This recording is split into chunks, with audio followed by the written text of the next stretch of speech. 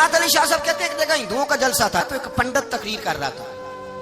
अब सारे हिंदू थे, मुसलमान था ही कोई नहीं, सब हिंदू बैठे थे और वो सुन रहे थे। तो माज़अल्लाह उसने तकरीर करते करते ना हुजूर की ज़ात अक़दस के बारे में कोई जुमला कह दिया, कोई नाज़ेबा बात कह दी।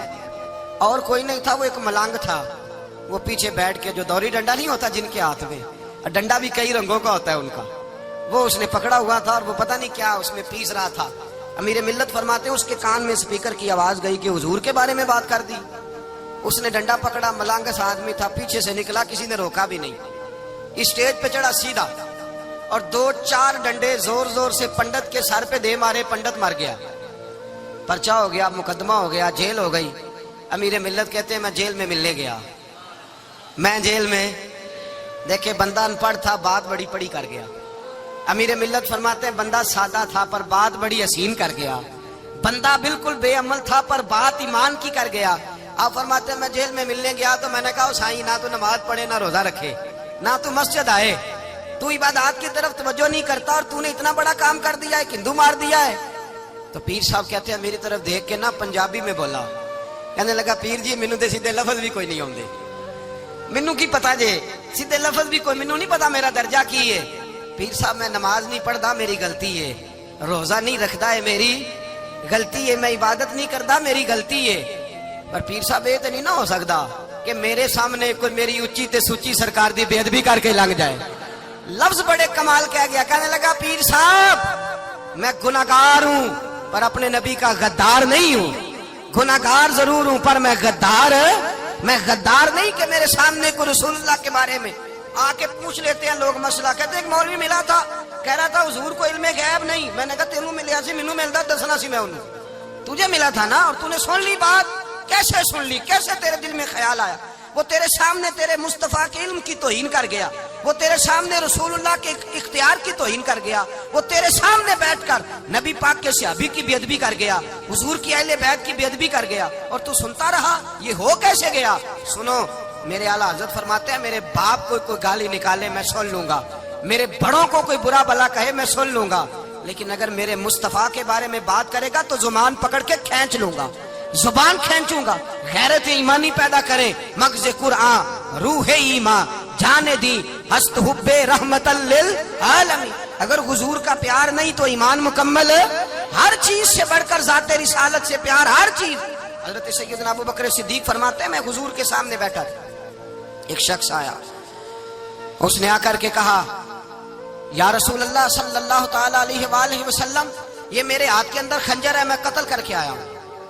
कातिल खड़ा हुआ, एक तरफ कुरान मजीद का हुक्म है कि जिसने एक आदमी को कत्ल किया पूरी इंसानियत को कत्ल किया, हुजूर ये खंजर है, कत्ल करके आया हूं। मेरे मुस्तफा ने फरमाया किसको कत्ल किया? अर्ज की हुजूर सगी बहन को मारा है, सगी बहन थी मैंने कत्ल कर दी।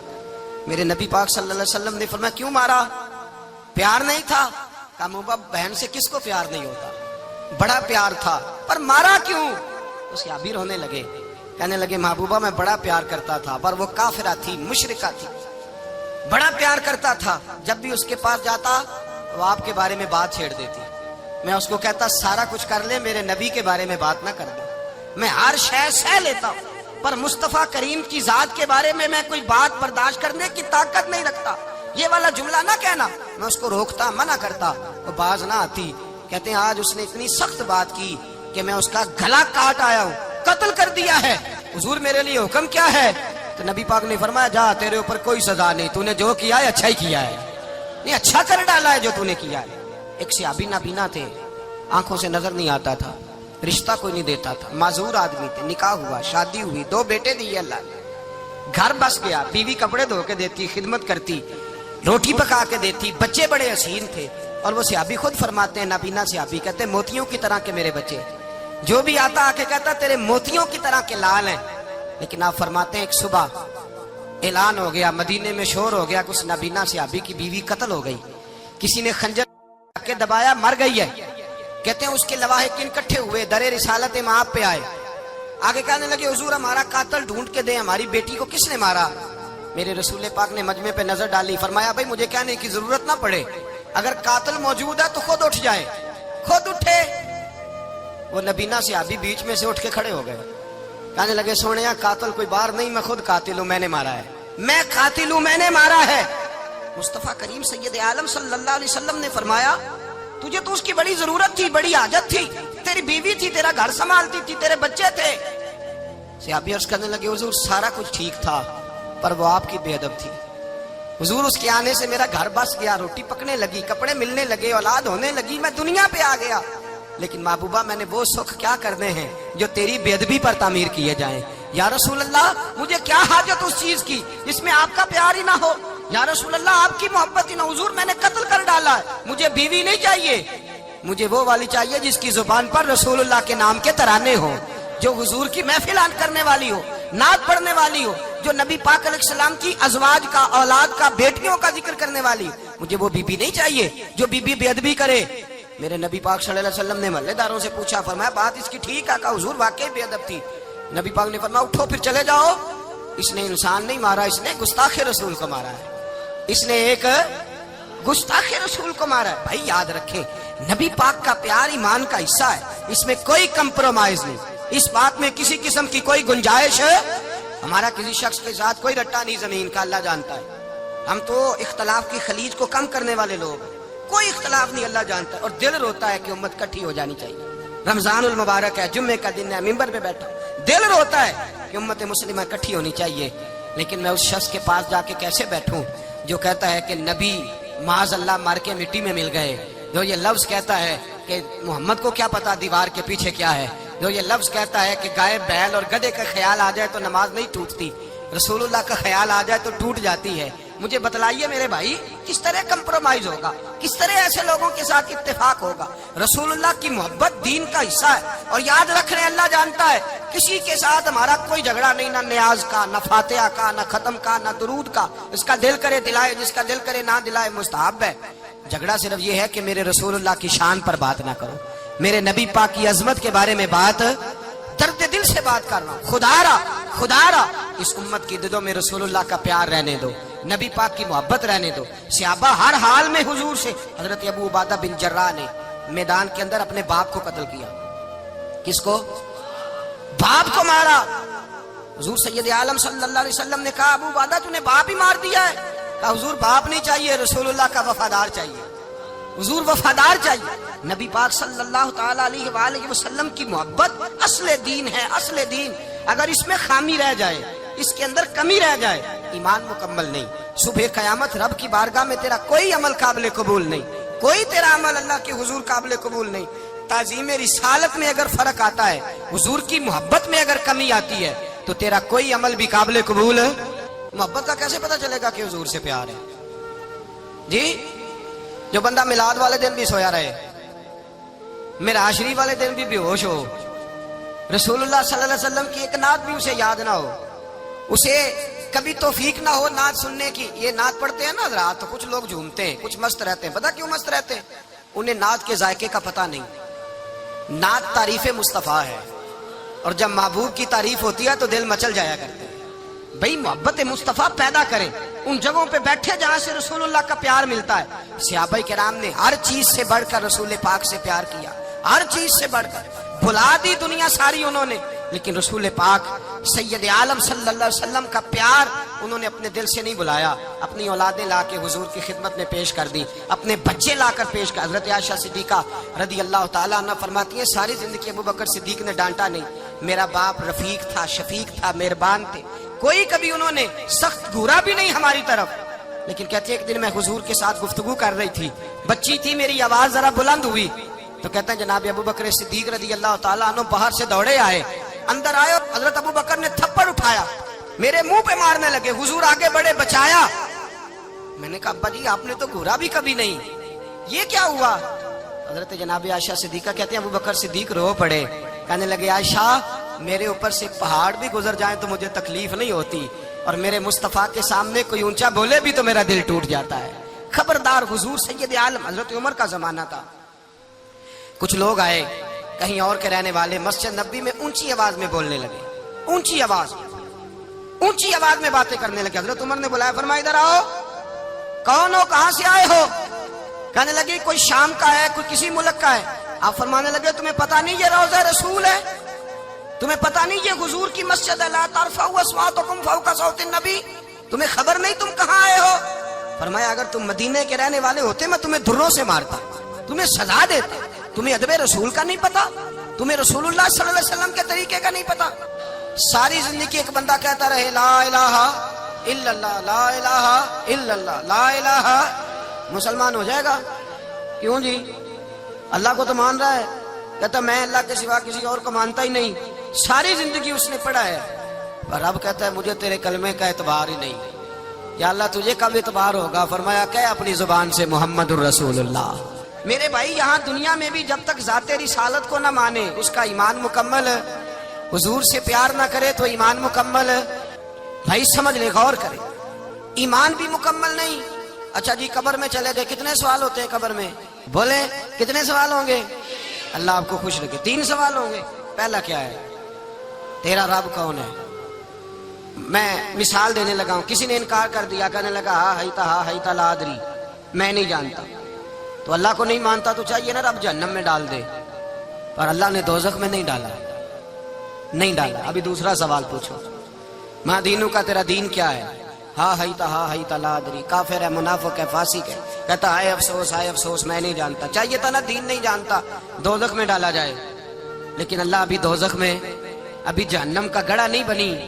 فرمایا تیسرا سوال پوچھو، حضور کا چہرہ دکھایا، ما کنتا تقول فی حق ھذا الرجل، ان کے بارے میں کیا کہتا تھا؟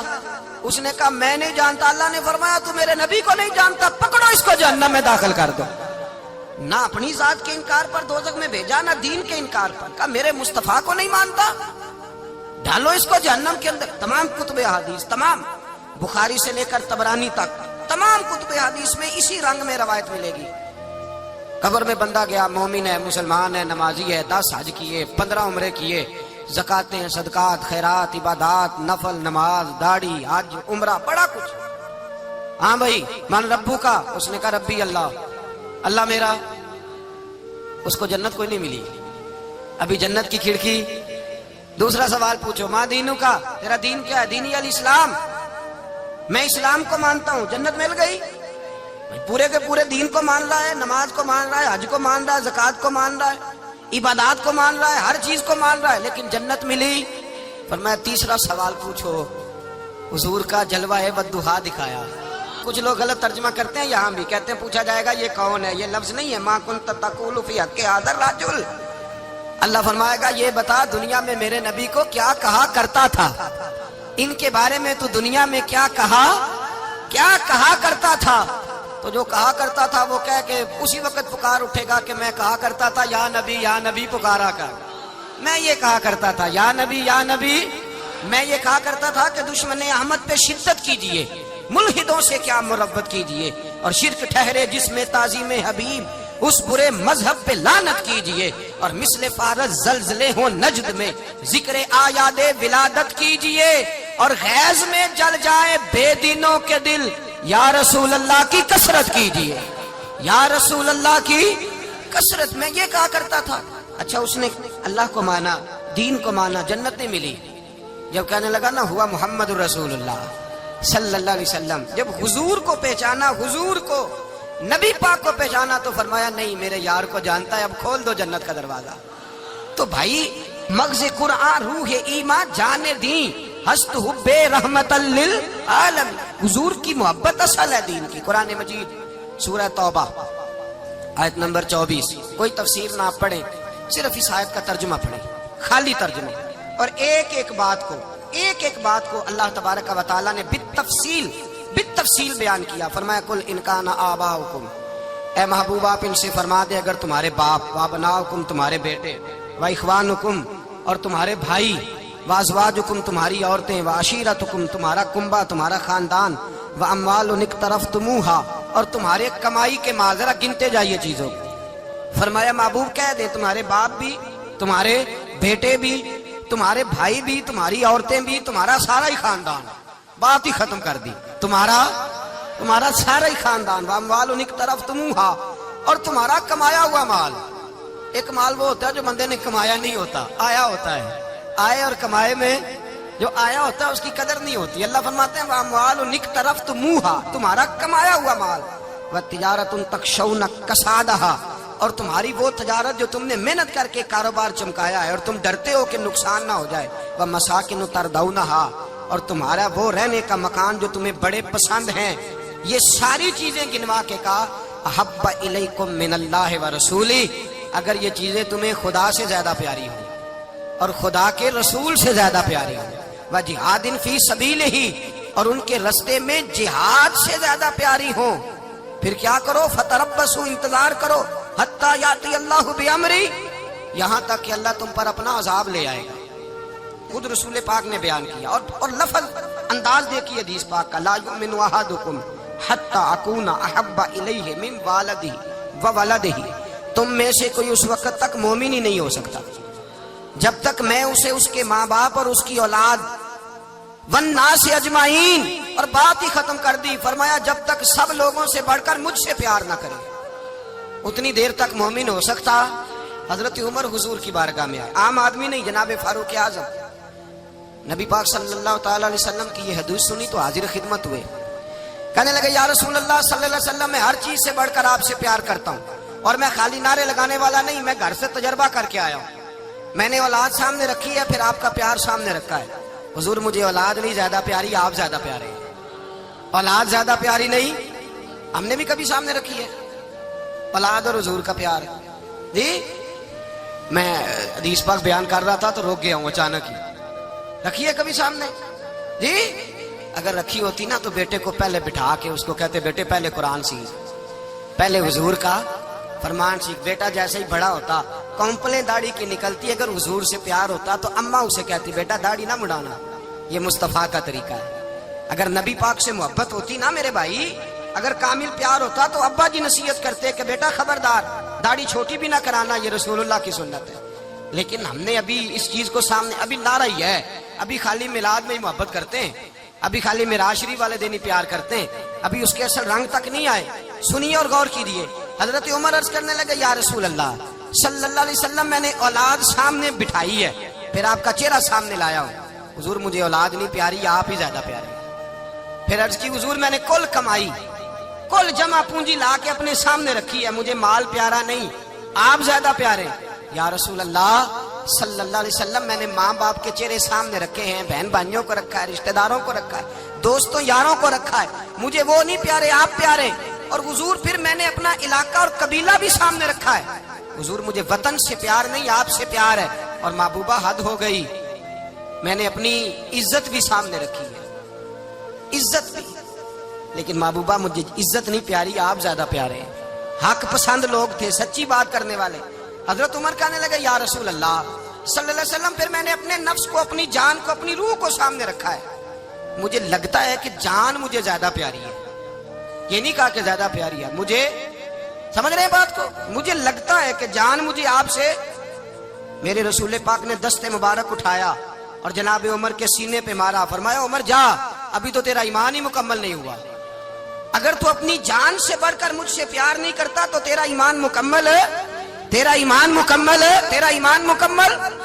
حضرت عمر کہتے حضور کا ہاتھ لگا تو میں نے اعلان کیا، میں نے کہا محبوبہ تیرے دست مبارک نے خیر کر دی ہے، حضور اب مجھے آپ جان سے بھی زیادہ پیارے ہو گئے، آپ اشارہ کریں میں جان قربان کرنے کو بھی تیار ہوں۔ آپ مجھے اصل میں نا ٹی وی پہ بیٹھتا ہے ایک اینکر بیچارہ جو 3 لاکھ روپیہ تنخواہ لیتا ہے یا 6 لاکھ، اس نے حق حلال کرنی ہوتی ہے اپنی کمائی، ٹی وی پہ بیٹھا ہے بیچارہ، نہ اس کو دین کے حروف ابجد کا پتہ ہے، وہ ٹی وی پہ بیٹھا ہے، اب جس پارٹی سے پیسے لیتا ہے اس کا وہ نمک خاری کا حق ادا کرتا ہے۔ کہتے جی حضور نے اپنے دشمن کو معاف کیا ہے، مولوی سخت بات کرتے ہیں، حضور نے اپنے دشمن کو، آپ کسی پارٹی کے لیڈر کے خلاف دوسری پارٹی کا بیان کبھی سنیں، اس لیڈر سے پیار کرنے والے اتنی لمبی زبانیں کھول کے ٹی وی پہ آ جاتے ہیں، اور وہ لفظ جو میڈیا پر اور اسمبلی میں ویسے ہی قانون کا حصہ نہیں وہ بھی بول دیے جاتے ہیں۔ لوگ ان معاملات میں بھی حمایت کرتے ہیں اپنے لیڈروں کی جن میں حمایت بنتی ان میں بھی، اور ذات رسالت کی بات آتی ہے تو کہتے ہیں نہیں حضور نے معاف کیا ہے، مولوی جذباتی ہوتا ہے، یہ ایسے تو نہیں نہ ہوتا۔ ایک لفظ اور بیان کیا جاتا ہے، کہتے ہیں جی پیار ہم بھی کرتے ہیں پر وہ والا جو نبی پاک نے کہا ہے، کون سا؟ جو حضور نے، جس کا نبی پاک نے حکم دیا ہے، کون سا پیار کرتے ہیں؟ ایک لفظ آپ کو پوچھا جاتا ہے، ہم بھی پیار کرتے ہیں پر وہ والا جو نبی پاک نے کہا ہے، جو حضور نے، کہتے ہیں یہ جو تم کہہ رہے ہو یہ حضور نے کیا نہیں، کہا نہیں، نبی پاک صلی اللہ علیہ وسلم کے وجود سے خون نکلا. حضور نے حضرت عبداللہ بن زبیر سے کہا ٹھکانے لگا دو، جاؤ ٹھکانے لگا دو، ایسی جگہ لگاؤ جہاں کسی کی نظر نہ پڑے. خون بہتا ہوا خون حرام ہے، قرآن پاک نے بیان کیا ہے. کہا ٹھکانے لگا دو. حضرت عبداللہ بن زبیر باہر نکلے اور حضور کا جو خون تھا وہ پی گئے. حضور نے کہا تھا پی لینا، کیا کہا تھا؟ ٹھکانے لگا دو، پی گئے. واپس آئے تو مصطفیٰ نے فرمایا کہاں ٹھکانے لگایا؟ کہا یا رسول اللہ ایسی جگہ جہاں کسی کی نظر نہیں پڑے گی، ایسی جگہ جہاں کسی کی نظر نہیں پڑے گی. حضور نے فرمایا پی گئے ہو؟ کہا حضور پی گیا ہوں. فرمایا جاؤ، نبی کا وعدہ ہے تمہارے وجود کو جہنم کی آگ چھوئے گی بھی نہیں. ہم وہ والا پیار کرتے ہیں جو حضور نے کہا ہے. حضرت ام ایمن نبی پاک کی دائی تھی، حضور کی رضائی والدہ تھی.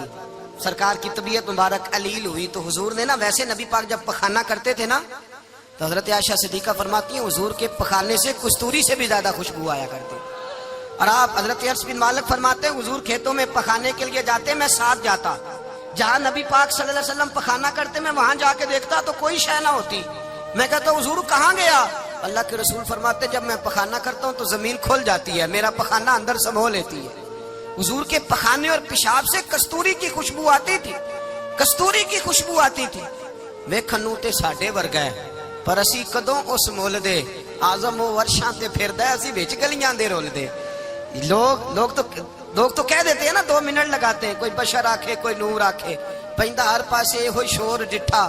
اللہ والے گل ہی مکا دیتی تساں ہور ڈٹھا تے اساں ہور ڈٹھا. اللہ والے گل ہی مکا دیتی تساں ہور ڈٹھا تے اساں ہور ڈٹھا. حضرت ام ایمن رضی اللہ تعالی عنہ کہتی ہیں حضور نے پیشاب کیا، طبیعت مبارک علیل تھی تو لکڑی کے ایک برتن میں حضور نے پیشاب کیا اور کہا اماں جی اس کو باہر رکھا ہے، کہیں باہر ٹھکانے لگائیں. حضرت ام ایمن کہتی ہے میں نے اسے ہاتھ لگایا تو میرے وجود سے بھی خوشبو آنے لگی، میرا جسم مہکنے لگا. حضرت ام ایمن کہتی ہے میں باہر جا کے نکال کے دکھاؤ کسی حدیث سے کہ رسول پاک نے فرمایا ہو میرا پخانہ پی جانا، میرا خون پی جانا. ہم وہ والا پیار کریں گے جو نبی پاک نے کہا ہے. حضور نے کہا ہے بچے کو کار لے کے دو، کیوں لے کے دیتے ہو؟ نبی پاک نے کہا ہے کہ بیگم صاحبہ کو 10 لاکھ روپے کا زیور لے کے دو، کیوں لے کے دیتے ہو؟ وہ والا پیار کریں گے جو حضور نے کہا ہے. او بھائی دنیا داری کا معاملہ آتا ہے، تو کوئی سوال جواب نہیں کرتا. وہ والا پیار کروں گا جو حضور نے ارشاد کیا ہے. حضرت ام ایمن باہر گئیں، نبی پاک کا پیشاب مبارک پی گئیں. واپس آئیں تو حضور نے فرمایا اماں کہاں رکھا ہے؟ کہنے لگی محبوبہ وہاں رکھا ہے، کسی کی نظر نہیں پڑے گی. حضور نے فرمایا پی گئی ہو؟ کہا حضور پی گئی ہوں. فرمایا جاؤ میرا وعدہ ہے قیامت تک تمہیں پیٹ کی بیماری کوئی نہیں لگے گی، جب تک زندہ رہو گی پیٹ کی بیماری. حضور نے کہا تھا کہ پی جانا. حضرت عثمان غنی رضی اللہ تعالیٰ عنہ کہتے ہیں میں حضور کے ساتھ ہوں، صلح حدیبیہ کے موقع پر عمرہ کرنے گئے. نبی پاک صلی اللہ تعالیٰ علیہ وسلم کے ساتھ 1500 صحابی، کفار نے روک دیا نہیں عمرہ کرنے دیتے. حضرت عثمان غنی رضی اللہ تعالیٰ عنہ کو حضور نے سفیر بنا کر کے بھیجا، فرمایا جاؤ قریش کے ساتھ جا کر کے تم معاہدات طے کر کے آؤ. حضرت عثمان غنی پہنچے، جب وہاں گئے جا کے بات چیت کی. اب سامنے کعبہ، جنہوں نے کعبہ نہیں دیکھا ان سے پوچھو کعبے کی قدر کیا ہے، اور جنہوں نے دیکھا ہے ان سے پوچھو دوبارہ دیکھنے کو دل تڑپتا کتنا ہے. سامنے کعبہ ہے. حضرت عثمان غنی کہتے ہیں سامنے کعبہ ہے. قریش مکہ کہنے لگے عثمان تم چاہو تو طواف کر لو، تم چاہو تو صحیح کر لو، تم چاہو تو حجر اسود کا بوسہ لے لو، پر ہم رسول اللہ صلی اللہ علیہ وسلم کو طواف نہیں کرنے دیں گے، وہ اگلے سال کریں گے. حضرت عثمان غنی رضی اللہ تعالیٰ عنہ وہاں کھڑے، حضور نے کو منع تھوڑی کیا تھا کہ وہاں جانا تو طواف نہ کرنا، وہاں جانا تو تم نے حجر اسود کا بوسہ نہیں لینا، وہاں جانا تو صفا مروہ پہ نہیں جانا، مقام ابراہیم پہ کوئی بات نہیں کی تھی حضور نے. حضرت عثمان غنی موجود ہے، قریش اجازت دیتے ہیں، کہتے ہیں وہ سامنے کعبہ ہے، کریں عبادت، پڑھیں نماز، کریں طواف. حضرت عثمان غنی کہنے لگے میں اتنی دیر تک کعبے کا طواف نہیں کروں گا جتنی دیر میرے رسول طواف نہیں کریں گے. سامنے کعبہ ہے، سامنے مجھے کیا غرض تھی نماز کی، مجھے کیا خبر تھی سجود کی، یہ تو تیرے نقش پاک کی تلاش تھی جو جھکا رہا میں نماز میں. اور اقبال کہنے لگے اذان تو ازل سے تیرے عشق کا ترانہ بنی، اور نماز تو اس کے نظارے کا ایک بہانہ بنی.